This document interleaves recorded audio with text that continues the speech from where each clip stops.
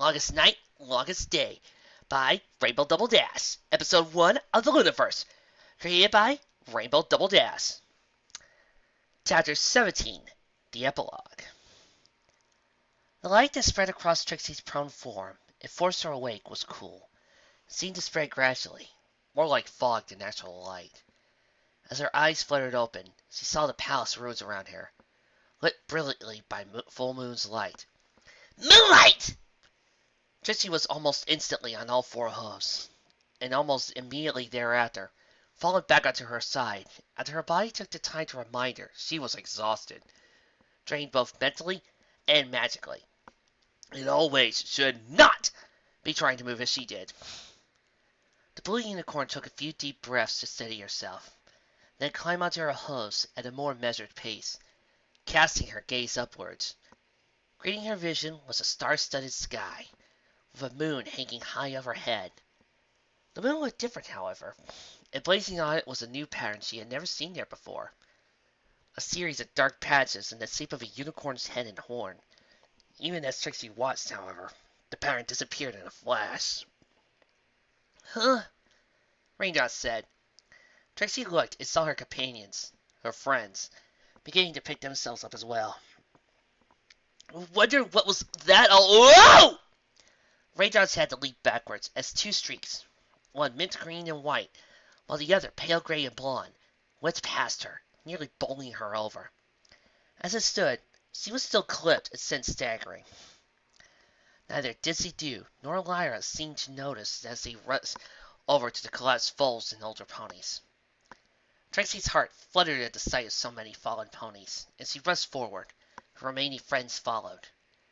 She doubted that the elements could possibly have harmed them, but Corona hadn't seemed particularly cautious with her spell casting prior to the end. Even as those dark thoughts seeped into her mind, however, they were dispelled, as the merely conscious foals, mares, and stallions began to wake up, completely unharmed. Though for two of them, at least, they looked like it may have been only a temporary thing. Lyra had found Bonbon, just as the mare got in her hose under her, and impacted her against lightly less speed than an unladen train engine with its furnace burning hotter than the fires of Tartarus, sending the two tumbling and ending with Lyra pinning Bonbon to the ground, her lips pressed firmly to her love's. Diggy-Doo, meanwhile, once found by her mother, suffered a similar fate, scooped into the Pegasus mare's forelegs and held tightly against Ditsy's chest. Ditsy showing no signs of ever intending to let her daughter go. Tears were in no sort of supply, but they were tears of joy, not sorrow. Is every pony all right? Shirley asked, as the rest of Trixie's friends caught up to the group. Shirley moved quickly into the mass of foals, most of whom gathered around her familiar face, though several remained with other adults. The ones lucky enough to have had relatives kidnapped by Corona as well. Is any pony hurt? As the foals all shook their heads, or confirmed they were all right, though scared, Shirley looked to Carrot Top and Raindrops, who were amongst the mares and stallions. How about them? Fine! Raindrops announced, as the adults all confirmed they were all right. Every pony's okay! Trixie let out a sigh of relief at that, though her elation was short-lived, as he forced her sleep-deprived mind. Being forced to unconsciousness was not the same thing, as it turned out, to press forward. First, she searched the ground where she had fallen, and found her hat. It was covered in dirt and hoof marks, a little frayed and still somewhat damp. But Trixie ignored this, as she removed the tiara she still wore. All her friends were, in fact, wearing the jewelry that the elements had manifested as she put her hat back on her head. After a moment's consideration, she slid the tiara over it, and found to her surprise that the ornament fit rather snugly on her wizard's head, almost as it was designed to be there.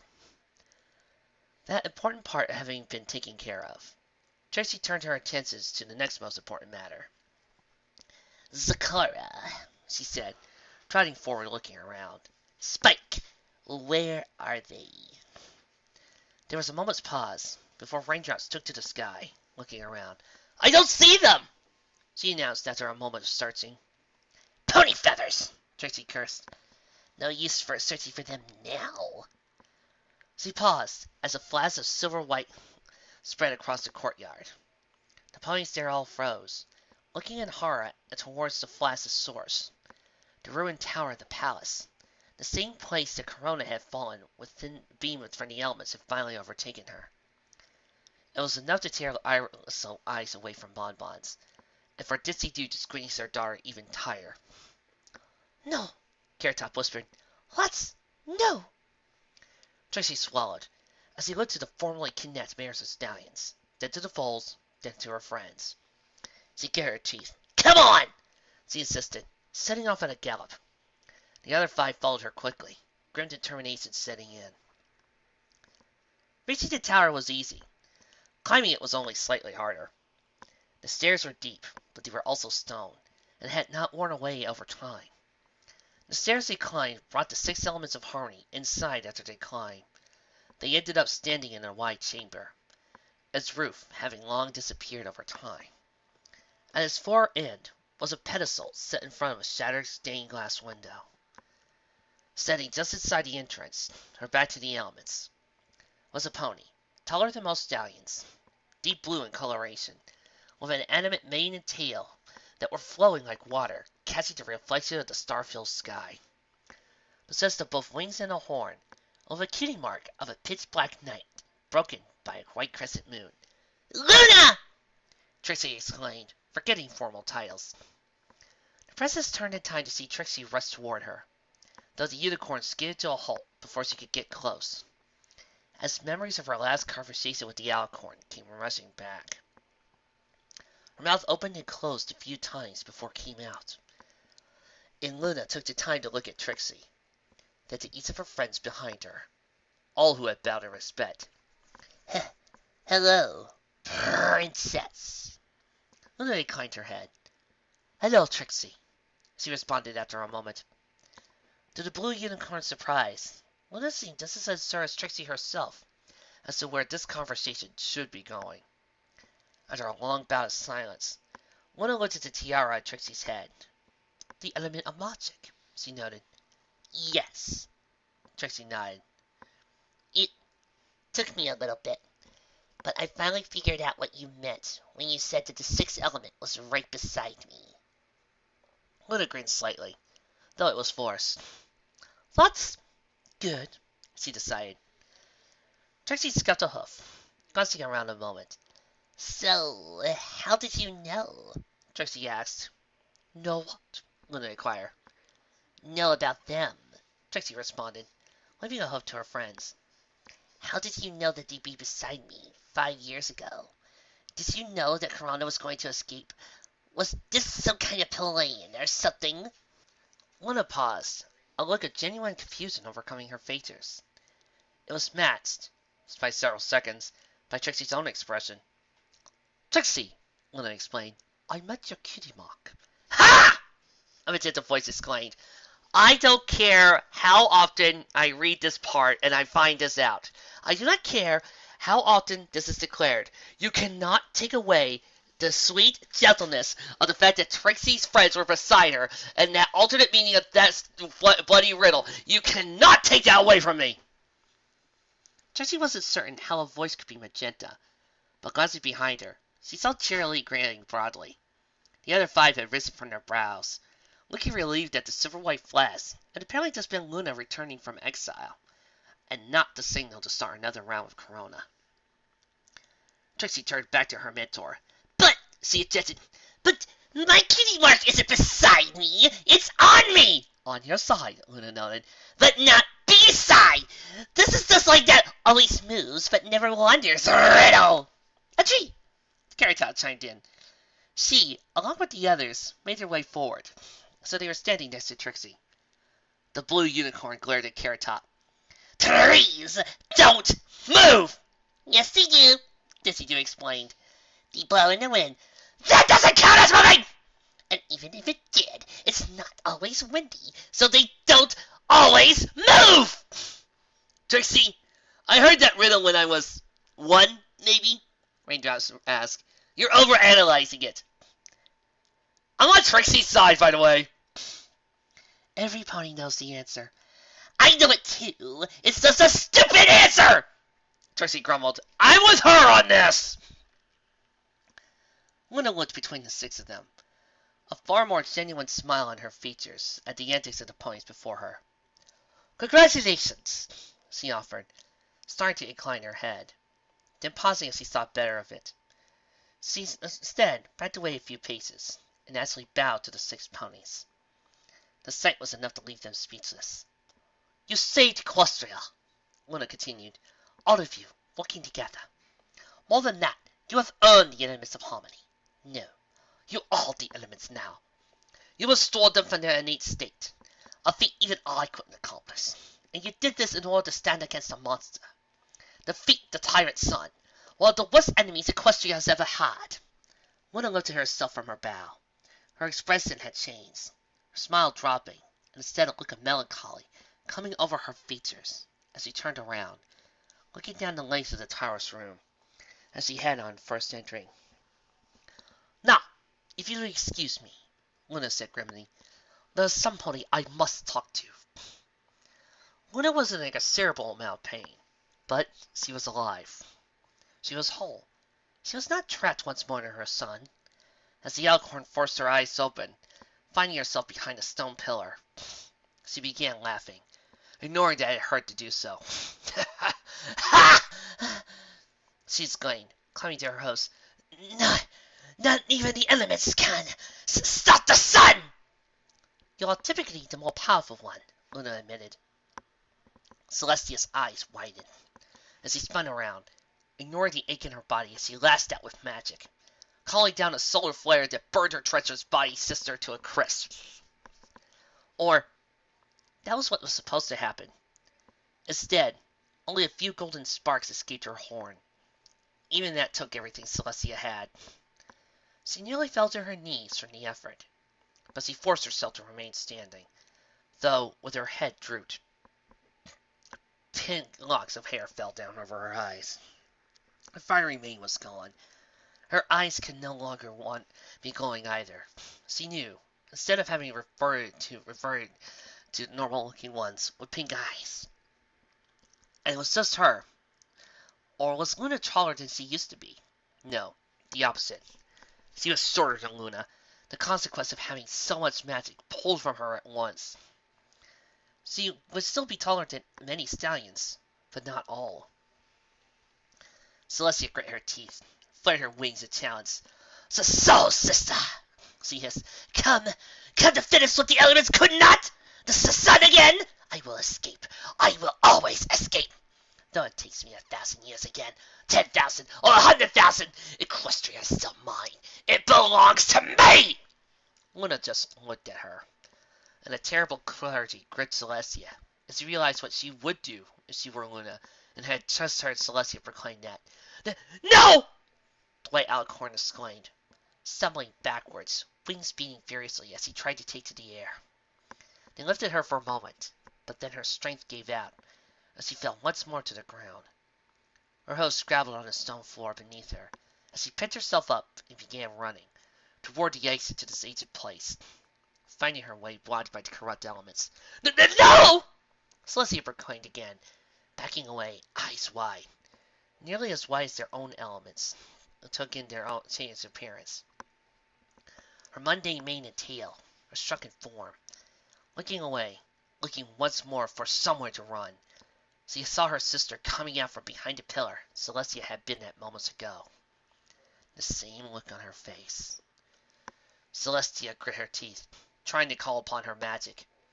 Sparks once more flew from her horn, even as she backed away from the steadily advancing Luna. No, thou cannot! She exclaimed. I am the sun! I am thy queen! Thy elder! Thou hast no right to judge me! Equestria is mine! Mine to do with as I please! Celestia, as is every pony in it! Celestia continued, as she tried once more to call upon magic. She was certain her mane and tail ignited even for the barest of moment. She continued to back away from Luna. Ponies are like gnats! They need protection! A strong hoof! Celestia! Lest chaos reign, they are weak and mortal, and do not know the dangers around them! Celestia had backed herself against a stone pillar as she tried to move around it, but Luna was there, in front of her, faster than her considerably weaker senses could follow. Wings spread wide and creating a wall. Without me, Celestia continued, the griffins, dragons, discord, T-Rex! Thou wert there, Luna. Thou knowest the world as I do, Grogar. Thou hast denied me thy right! My cause is just my tail! The name cut through Celestia's tirade. Her defenses, like a hot knife through butter. She blinked several times. The word possessed no magic in and of itself, but how long? How long since her sister had called her that? Longer than a millennium, certainly. She gazed upwards at Luna, and returned to stare evenly. For the first time, Celestia looked at her sister, and saw not murderous resolve, not treacherous intent, but sadness, resignation. Celestia lunged with her horn. Luna blinked, and Celestia's entire body was wrapped in a midnight blue aura. Her horn charge stopped before coming anywhere near Luna's throat. "Don't," Luna said, though her voice was cracked. She paused, closing her eyes, before starting over without opening them. "Please, Tia, don't make me do this again. 1,000 years ago, I thought I lost you forever, and it destroyed me. But if this is going to turn into some kind of cycle..." The princess paused once more, before opening her eyes and looking Celestia in the face. "We were meant to rule together, sister!" "No!" Celestia shouted. "It's mine! All of it! Everything! Mine! All mine!" Luna retreated several steps at the exclamation, eyes wide, as Celestia began struggling against Luna's telekinetic grip. "Tia, you're not well. You need help. Let me... Release me! Release me, or next time I will not spare thee. Thou shalt burn!" Luna blinked several times more, mouth hanging slightly, as she watched Celestia struggled, and cried out in anger. The princess was breathing heavily at the sight.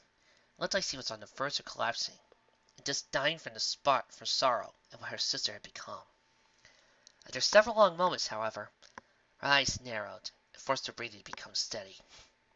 "Corona," she proclaimed, ignoring the alicorn's cries of protest about her name. "You leave me no choice. You will once more be banished to the heart of the sun. Escape if you can, but next time I will be waiting. I will be prepared." Celestia spat at Luna. "Thou shalt suffer!" she shouted, even as Luna's horn began to glow brighter. "You shall all suffer for denying me my right!" Luna's horn was glowing bright enough now to transcend its normal blue aurora, and be glowing white instead. She opened her eyes, similarly gleaming with power, when a green-tinged cloud of particles passed in front of her face. The princess stumbled backwards out of the cloud, coughing and sputtering at whatever she had inhaled. Her concentration slipped, and Celestia fell to the floor, out of Luna's magical grasp, while Luna's own magic spun wildly out of control, sending out jets of light and power in random directions. Several nearly struck the elements of harmony, but their accessories glowed, creating a barrier against the unintentional assault, protecting them. Celestia lifted herself to her hose, intent on charging forward with her horn once more, when she felt the presence of a pony beside her. Glancing, she saw Sakura, once more wearing her brown cape, with a constant spike on her back. "Your Majesty, quickly!" Sakura exclaimed, as she reached into her cloak and produced a bottle of liquid that somehow managed to be striped blue and red, and unstopped it. "This brew will restore power to you."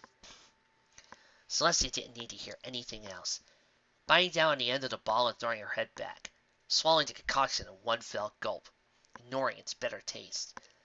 She felt it work almost immediately, but pathetically. It gave her only a fraction of her total power. Next to her sister would be still weak as a foal.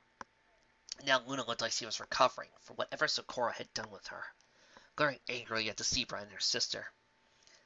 Celestia was a very old alicorn, however, and however much of it felt like a slap to her face. She knew when to fall back, make a tactical withdrawal, and any other euphemism one dared to think of for "Run away!" Her horn glowed, still gold, not the pure white she preferred. She wrapped herself in teleportation magic. Almost as an afterthought, she included Sakura, and by extension Spike, in her spell as well. She made it twice that the zebra had forestalled disaster. Celestia would not let a follower like that go to waste. As for Spike, Well, one never knew when a brute, dumb muscle could be useful. And Spike was just that when Celestia forced him to age prematurely. In a flash of light, Celestia was gone, but she would return. Celebrating would come later. For now, hours later, as the moon left its high position in the sky, it began a gradual, measured, and above all, proper descent toward the horizon. All Ponyville could do was focus on the return of their loved ones. Most of Ponyville, anyway. Trixie nodded her head slightly. It's actually in better condition than I thought it would be, she remarked as she picked her way through her living room, careful not to step on broken glass or splintered wood. God, I hope that freaking glass window doesn't break ever again! The hole raindrops had made in her window remained, of course, but it had been added a dozen times by over ponies that looked like they had been literally tearing up the floorboards looking for Trixie. Luna moved with somewhat less caution, a scowl on her features as she surveyed the damage, deepening when she saw the storybook mural on the wall that contained the legend of Celestia's fall, and Corona's rise had been largely untouched. This, Luna said, this is unacceptable. Whatever the imagined issue with you, this house is... She paused as her gaze centered on a hole in the ceiling of the room.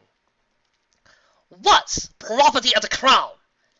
Trixie looked at Luna. It's just the house, Trixie murmured. She forced herself to be tearful. They were angry and scared. Taking that out on wood and plaster is better than taking it out on each other, right? Trixie thought for a moment. Or me. Luna's scowl persisted for several long minutes. Gaze drifted back to the mural once more. She had stepped up into it, looking into the painted eyes of Corona. The wall stared back emotionlessly. You're right, Luna admitted with a sigh. Trixie watched Luna closely. Finally, she asked a question that had to be asked. Are you all right? Of course I'm not! Luna snapped. The unicorn didn't budge at the mercy of emotion, nor the glare that followed, albeit only for a few moments, before Luna restrained herself in, taking a deep breath and letting it out slowly. Every history text talks about Slip, about Corona, and the revolution against her, and my brave and noble sacrifice by sending her into the sun. But every pony seems to have selectively forgotten what happened next. Every pony but me, and I'm trying very, very hard to stop myself from having a relapse. I was bad as Corona. Trixie blinked at that. I really don't think that's possible, she said. Luna glared at her again. I was worse, the princess insisted. Corona was a tyrant.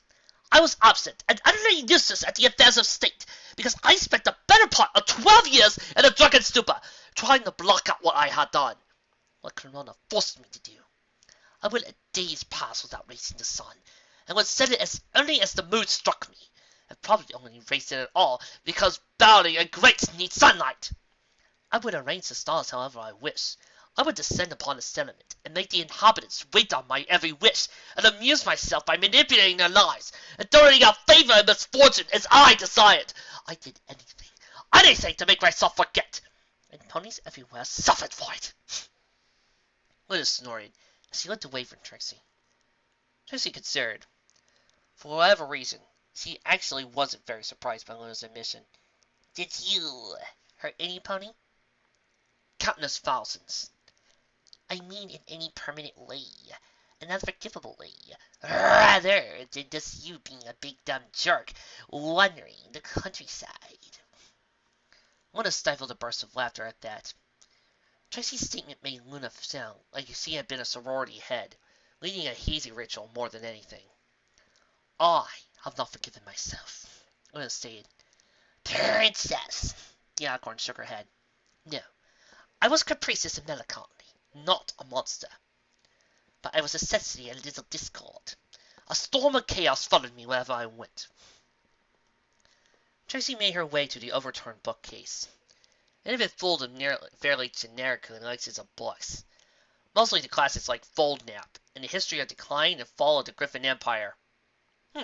Written by one Grover the Great. Trixie had added only a single book to the collection since moving in, and breathing out a sigh of relief, She found her copy of Don Riaconte unharmed. Let's snatch you out of it. A family of dragons decided that Equestria was weak and ripe for pillaging.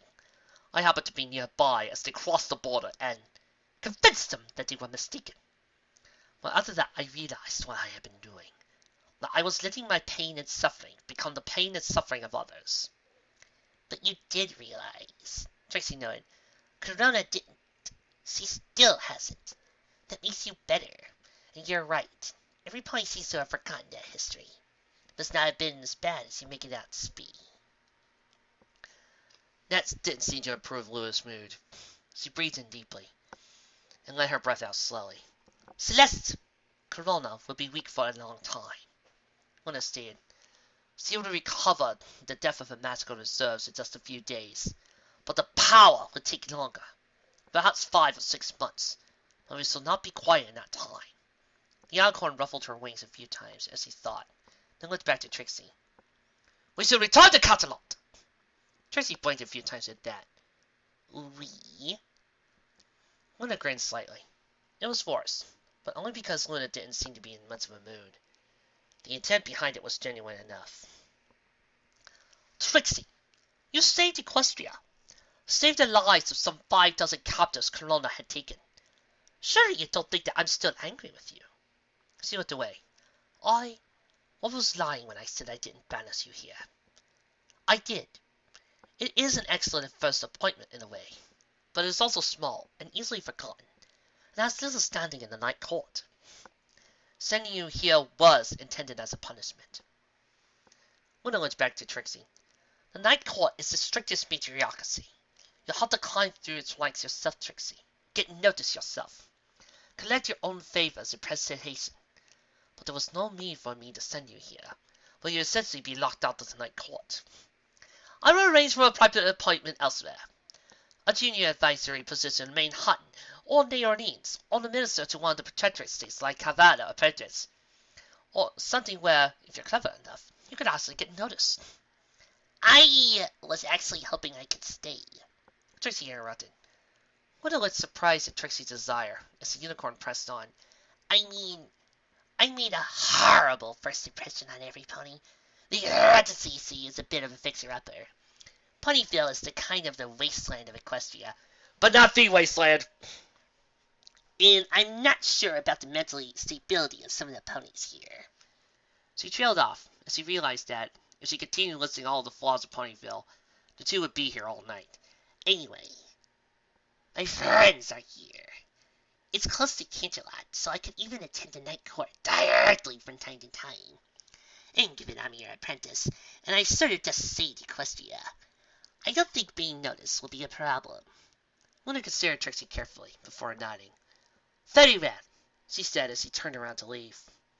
Trixie followed, both of them exiting through the front door of the residency. The front aperture, at least. The door itself Trixie had not been able to find. Out of sense of tradition, if not necessary given the numerous other options Ponyville had seemed to provide Trixie with. Stay near the hotel for now. I will arrange for the residency's repairs. Trixie nodded at that, though a second later she flinched a little. About that, she said, I might have spent my entire stipend when I was trying to, spite you. Luna glanced at Trixie incredulously. How? She asked. Leather for hire ponies aren't cheap, especially when they're rushed down from Cloudsdale. But they ended up being superfluous. Their contract specifies no refunds. Luna shrugged. I suppose I could float you some bits. She remarked as her horn glowed. With a pop, a small golf bag appeared in front of Trixie, who caught it telepathically. Trixie was puzzled for a moment before sighing. It was you. The random pony I stopped on the street and paid 30 bits to find Lyra. She remembered, as he remembered Luna's trick prior to the official beginning of the longest night. One of you, anyway. Indeed. I'll arrange more money to be sent to you. But that, she pointed to Huff at the bag, is a loan. I expect to be paid back. Luna blinked. Why? You're the princess! You haven't paid for anything in centuries. Millennia, even. Luna offered a grin, a more honest one than she had been able to produce for some time. That's because it's a princess. I never get paid. It was a novel experience, and I had plans for those bits. What plans? Luna didn't answer, as she reached the Renticy's front gate and stepped out into the street. Previously, it had been nighttime for the first time, and what Luna had told him was nearly 20 hours of daylight. The longest day in equestrian history, though far short of Corolla's promised 10 days of uninterrupted sunshine. Oh, now I get the title! Longest night, longest day! Funny! Real funny! I'm sorry, it's been a long night. Every pony had been asleep, or most likely, lying awake, fearing what Corona was doing to their loved ones. Now, the entire town was up and active in their homes. The sheer elation of having their foals and loved ones return to them, an almost palpable sensation. Though, that probably didn't persist for long, as exhaustion set in, and everybody got some much-deserved rest. Luna turned to Trixie as they stopped. Now then, Trixie, she said, you'll have friends here, and that's good. But you've had those in the past, too. I managed to drive them away. You must try hard not to do that again. I know, Trixie said. It was just a previous friend she hadn't cared a lot, drifting by in her mind's eye. Sea Swirl, Amethyst Star, Chocolate Tail. She nodded, looking up her hat. The element of magic was still there. It was perhaps a bit gaudy. Trixie didn't think she'd make a habit of wearing it all the time. Probably just for formal occasions, and whenever she needed to save the world. The latter would hopefully be a rare event. Friendship is magic, and all that. Luna blinked. Not the phrase got with the views, she admitted, but completely founded in its own way. But don't think you should keep your friends just to keep the elements functioning. That would be a hollow and meaningless thing. More than anything else, you should be happy. Trixie nodded. I'll try, she promised. And I'll see you soon, Princess Luna. The Unicorn inclined her head in acknowledgment, then thought it bear of it. Instead, came forward and pulled Trixie into a deep embrace. Trixie remained not particularly touchy-feely pony in once, but after a moment, returned to show of affection. Eventually, Luna pulled away, closed her eyes, horn glowing. In a moment, she had become nebulous, star-studded mass that rose into the night sky, then shot off. Trixie watched Luna disappear, then looked at the bags of bits she held. A thought occurred to her. That hadn't before, but in hindsight, was one she really should have considered first. Does Ponyville even have a hotel? She asked, and paused again. Would I even be able to check in at this hour? I wonder if Carrot Top has a spare bedroom. Well, thanks guys for joining me for this nice little remastering. I'm glad that you all have had a fun time, and I had a great time fixing this thing and making it all better and adding all the tricks of the trade that I now know. Well, time for the trailer of the next episode. Wait a second. What? Are you forgetting something? What? Something very important? Girls, what do you mean? Duh! You're forgetting your other episode? The other part of the epilogue? Oh, yeah. How could I forget? Actually, we don't have to, right? I mean, we got time to do the review. Bye, guys. No, Trixie. This was part of the original episode. We gotta do it. No! Why does the universe hate Trixie? Next part of the epilogue. The Night After by Black Belt. Chapter 1. A very long night. Trixie hates all of you! Oh, you don't mean that. Trixie stared at the structure that was her home, office, and workplace in Ponyville. It was a simple thatched-roof building. The only thing differentiating it from the other houses in Ponyville was a simple iron fence that surrounded the property. A simple sign in the front yard stating it was the residence of the representative of the Night Court. Trixie had not been in Ponyville long, but she had already grown to like her new home. What she did not like was the fact that the structure was now thrashed. The roof was caved in on one side. Her nice iron fence was bent. Scorch marks covered the front yard. Trixie didn't even know where her little sign was. The window was completely crashed in, like several ponies had thrown several bricks through it. A suspicion she confirmed earlier was he smelled a small pile of brick at the main room of the entrance. Tracy sighed as he walked through the residence, walking over the debris, until she reached her destination, her office. Looking around the assorted books strewn across the floor, her eyes eventually eyed what she was looking for. A map of Ponyville. The map was quickly enveloped in blue magic aura, and lifted in front of Trixie's eyes.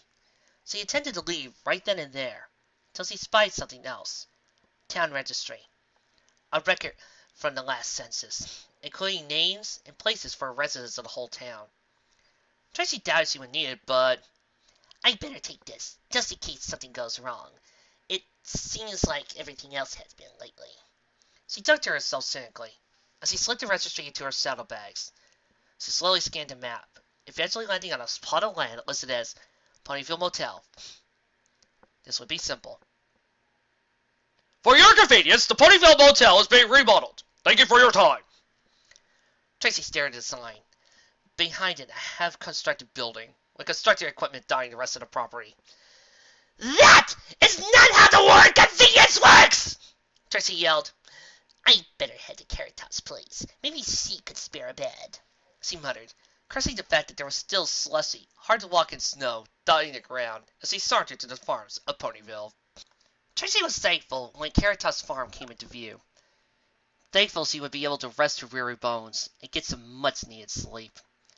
When she eventually reached the front door, she stopped a moment to catch her breath before lightly knocking on the door. 30 seconds later, no response. She knocked, a bit louder than last time. Another 30 seconds. She began yelling and frantically walking around the outside of the house, desperately looking through the windows for a sign of her orange-maned friend. Carrot Top! Are you there? Still no response.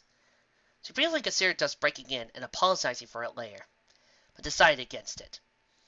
That's not something friends would do, even if Trixie desperately needed shelter. She pulled out the town registry, wondering if the universe had planned this, and scanned to see where Dizzy Doo's house was. Wait a minute. This can't be right, she muttered. She walked to the building the registry's built out, even though she considered it a wild goose chase. The post office came to light. Tracy was still convinced the registry was wrong, and Dizzy Doo did not, in fact, live there. Well, desperation, curiosity, and fatigue is not a good combination for the brain. She felt foolish as she lifted her hoof up, ready to knock on the door, until a light cough coming from the building distracted her. Tracy quietly crept up until the backyard of the post office revealed itself to her. There was a large fire pit sitting behind the post office. A fire blazed inside it, illuminating the area. Sitting on a bench a few yards away sat Ditsy Doo and her daughter. A warm blanket draped over them.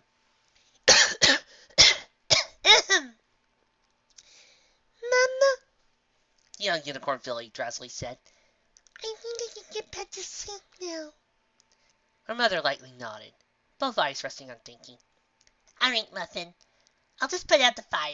She began to stand up until her daughter spoke once more. But is it alright if I sleep in your bed tonight? I don't want the monster to get to me again. Upon the light of the fire, Trixie thought she could see tears.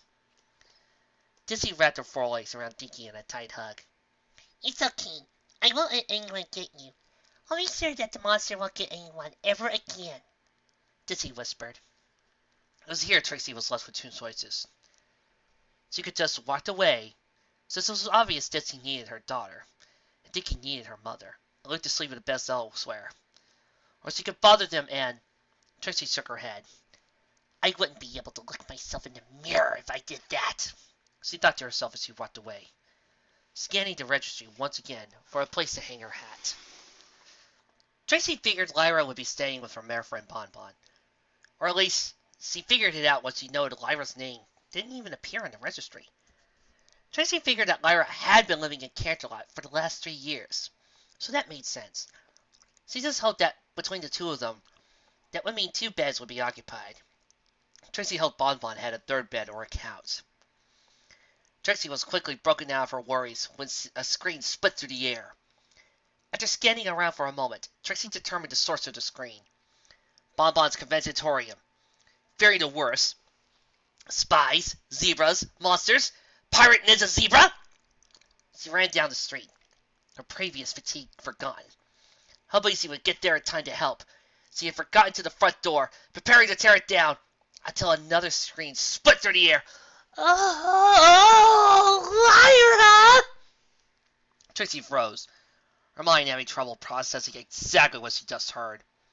Her ears picking up other noises, moans, squeak, and other noises Trixie really wished her brain could ignore. Her senses finally decided her sanity had been assaulted enough, and Trixie ran away very, very fast, and did not stop running for at least 5 minutes. Panting, short of breath, Trixie finally gave herself a moment to rest. She saw a bench, which she sat on, thankful for the chest to rest her hose.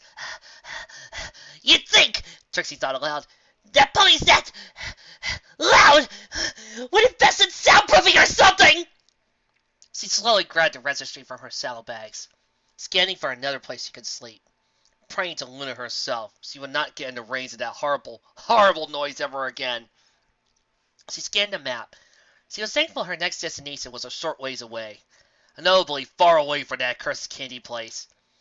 As she got up and walked, ironically feeling slightly refreshed from her fleeing in terror, a stray thought entered her mind. Charlie was right. She does have a strong command of the equestrian tongue. Shut up, brain! Trixie yelled.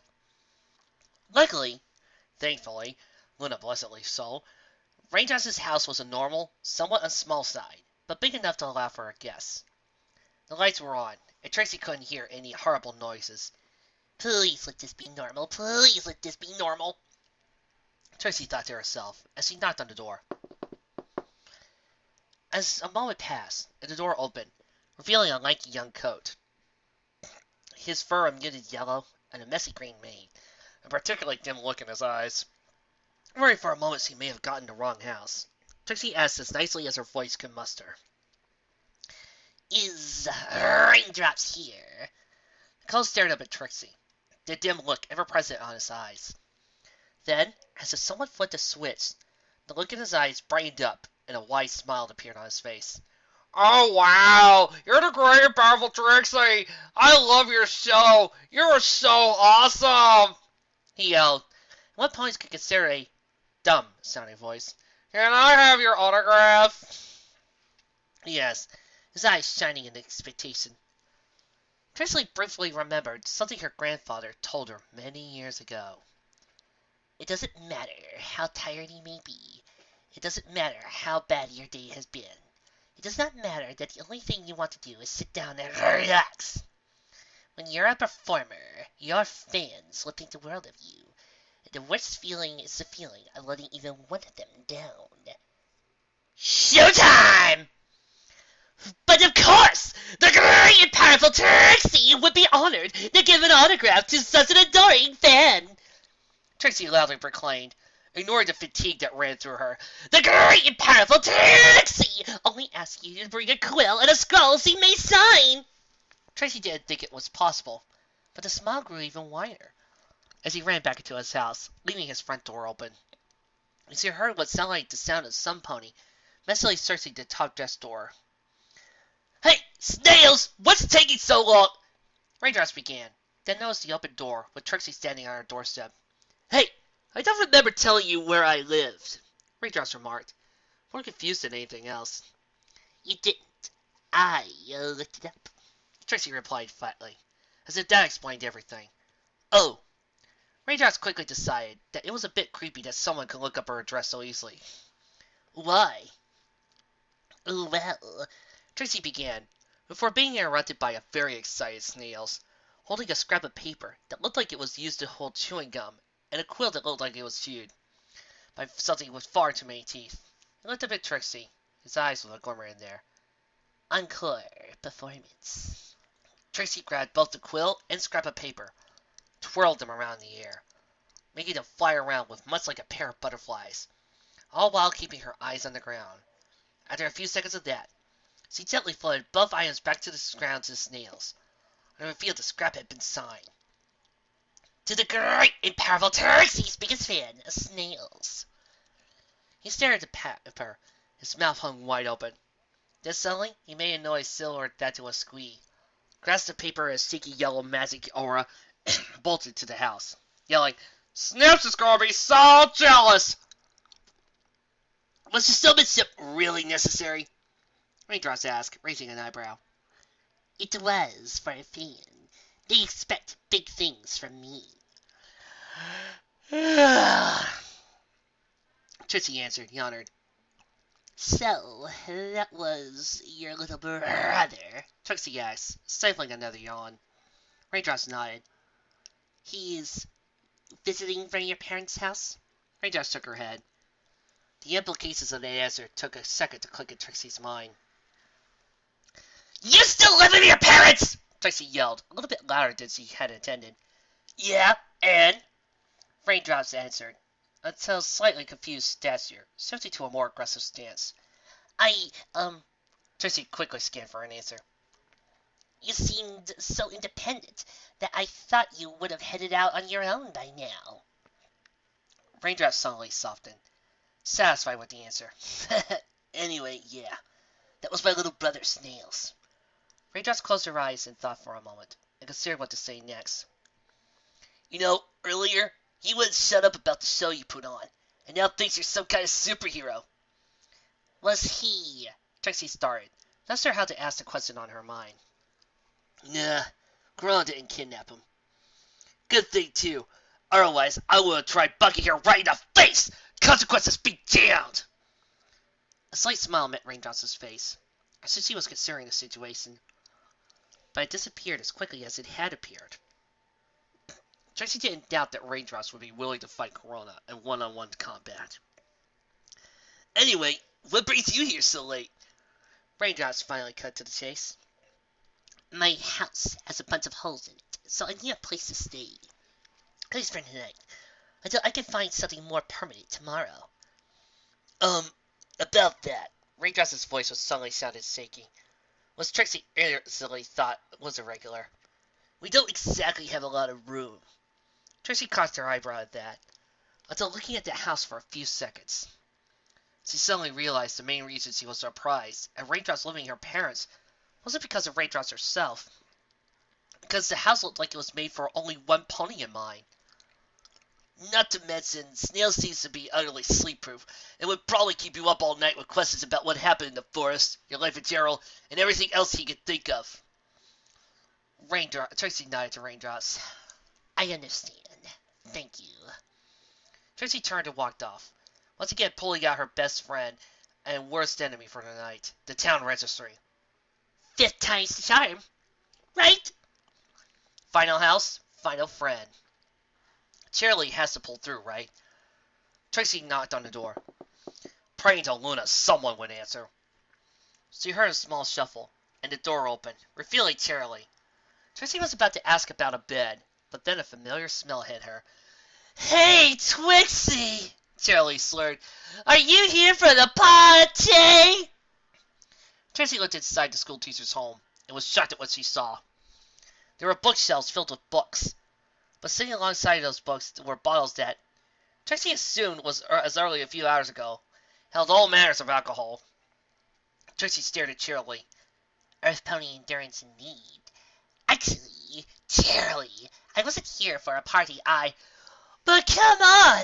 I just saved the world and told off a god and lived! Woohoo! The drunk magenta mare took a swig from a nearby bottle to punctuate a line. Trixie sighed. Charlie, my house has the consistency of Skyrosland cheese right now. Can I crash here tonight? Trixie was off guard, but it changed to Charlie's expression. Why would you need to stay here when you could just stay at town hall? What? Under the Equestrian Employee Protection Act of 1860, Section 3, any government employees, including representatives, are guaranteed housing and board in the event that their existing residence is temporarily unavailable. Trixie blinked, wondering if fatigue had finally caused her to hallucinate. Are you sure you're drunk? Furthermore, Charlie continued, her speech only becoming more coherent, under the Equestrian Government Initiative of 532, the main government facility of a town, in this case being Town Hall, must always have at least one employee on duty at any given time, so the problems may arise outside the conventional hours may be addressed and reported. Tracy stared at her friend, waiting for her to laugh that would punctuate the punchline. After realizing the drunk was completely serious, Tracy turned away and walked to Town Hall. You've got to be kidding me! Charlie's burp roared through the air. Have a nice night, Twixie! Charlie yelled, waving her hoof in the air. Tracy dragged herself to Town Hall, her body slowly giving in to all the punishment it received over the past 3 days. Just a little closer, and this night will be done. A night I could have avoided if I had studied bylaws better. Ugh, I need to pay more attention to these things. Eventually, she reached the doors of Town Hall and threw them open. She briefly looked around the lobby. Some paintings, a magazine rack full of magazines older than Trixie was, and a pony sitting behind the counter. Their identity is scared by a newspaper. Excuse me, but I was told I could get some help. My house is currently unstable, and I need a place to stay, and I was told that... The newspaper came down, revealing the identity of the pony working the receptionist counter. Carrot Top! Tracy yelled, convinced he was hallucinating. Hi, Trixie! How are you tonight? Carrot Top answered, smile on her face. I thought you were a farmer. Why are you working Town Hall? I am a farmer, but since Town Hall always needs someone to manage, the town usually takes volunteers, and I signed up this week a while back because I thought I would need the money. So, how can I help you? Carrot Top answered in what Tracy could only assume was an attempt to sound professional. And this is the end note on a weird, wild night, Tracy thought to herself. My house is unlivable. I need a place to stay. Since I'm a representative of the night court, Town Hall is supposed to supply me with a place to stay until my place is livable. In a movement that appeared far too normal, Carrot Top grabbed a small key from a drawer and dropped it on the counter. Door to the right. Just bring back the key to the front counter in the morning. Have a nice night. Tracy stared down the key until bringing her gaze back to Carrot Top. How often does this key get used? Ponyville bonus the Everfree Forest. Take a wild guess. Carrot Top answered. Stop questioning it, Trixie. Just take the key, lie down, and get some sleep. Trixie thought. Good night, Carrot Top. Tracy yawned, grabbing the key in a barely functioning magical aura, to walk down the hall to Carrot Top pointed out. Tracy thought she had heard Carrot Top whistle good night, but Tracy was too tired to notice. Upon opening the door, Tracy's eye came upon the most beautiful thing Tracy had seen that night. A very comfortable looking bed. Tracy was asleep the moment her head hit the pillow. The town of Ponyville was on fire. Everything was ablaze. Ponies ran in terror. In the middle of town, Tracy was trapped in a ring of fire that blocked all possible chances of escape. And her captor only stared as Tracy suffered. We will defeat you, Corona! Tracy yelled at the alicorn demon. My friends will get here, and you'll never be able to hurt anyone ever again! Corona sat upon a throne made of gold, glimmering in the fire's light. Corona remained silent, staring only blankly back. Well, Trixie yelled, aren't you afraid? They'll bring the elements of harmony, and then Luna can send you straight to the sun, where you belong!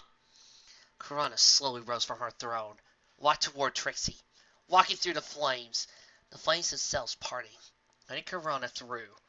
She came to a stand right in front of Trixie, staring down, a look of anger upon her face. Corona drew herself up, taking a deep breath, and screamed at Trixie. Lyra! Ah! Trixie woke up screaming, covered in cold sweat, her heart racing. Trixie was vaguely aware of the sound of footsteps down the hall, until Carrot Top burst into her room. Trixie, are you alright? Carrot Top shouted, worried. A few moments passed as Trixie breathed in deeply, trying to calm herself down. Then she very calmly turned to Carrot Top and spoke. I'd like to report a noise violation. The end! Boo! Trixie? You gotta understand, Trixie. That was a gag. You know, Trixie's going to kill you! Uh, well, thanks, guys, for joining me with this nice little remastered edition. It was fun going back to all this. It was fun going back and enjoying all of it. And reminding myself that, yeah, I have seen some better. Yeah, there are going to be some episodes down the line that are better than this, but this was still a great setup, a great start, and an even better universe. Stories that are come that are fun to listen to, fun to read, and sit back and enjoy. And I've been having fun doing it for the whole entire year, so. And I'm going to continue on enjoying this. Because as I said, I'm going to do every story of the Lunaverse. Every single episode. And the fanfics, the movies. For, well, until I run out. And maybe even then, I'll just start making ones up as I go along and give you guys some of the episodes that are on top of my head. Celestia. I even came up with some while I was reading this. I even have a finale planned out for myself. But that's for another time. Next time, though, stupid Corona abusing me, everyone wasting me.